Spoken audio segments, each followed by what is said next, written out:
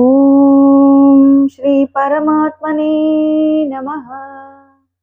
శ్రీమద్భగవద్గీత. భగవద్గీత 7వ అధ్యాయము జ్ఞాన విజ్ఞాన యోగము 24వ శ్లోకం. అవ్యక్తం వ్యక్తిమాపన్నం మన్యంతే మామ బుద్ధయః పరం భావమజానంతో మమావ్యయమనుత్తమం. నేను శాశ్వతుడను, సర్వోత్తముడను, ఇంద్రియములకును మనస్సునకును గోచరింపనివాడను.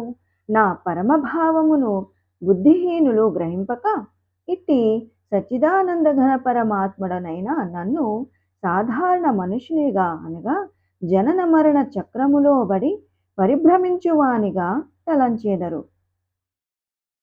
Thank you for watching. Jai Shri Krishna. Please subscribe.